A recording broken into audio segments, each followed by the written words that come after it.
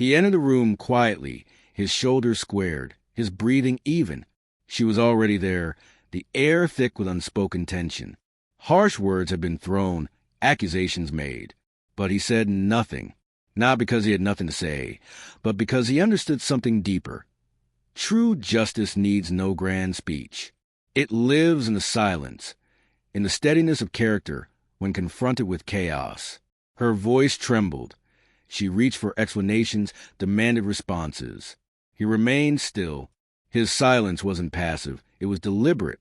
It spoke of boundaries upheld, principles preserved. In Stoic thought, justice is one of the cardinal virtues.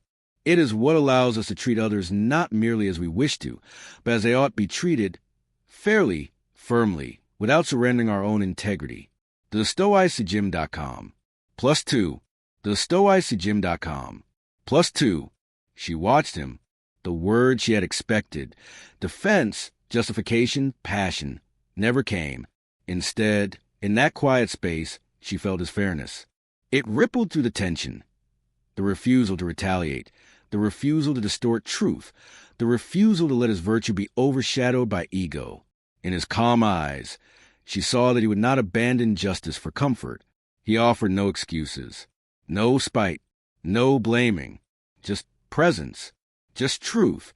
An integrity that said, I will do what is right. Even when no one is applauding, though everyone is watching. She felt the weight of that stance. More than any argument, more than any raised voice, that silence taught her something about what justice really demands. Not loudness, but consistency. Not vindication, but dignity. Later, she asked, Why didn't you say anything? He replied simply, Because sometimes saying nothing is the loudest honesty. In that moment, she realized. She felt everything.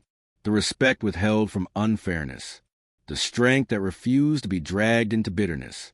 The justice that quietly bridges the gap between what is wrong and what must be upheld.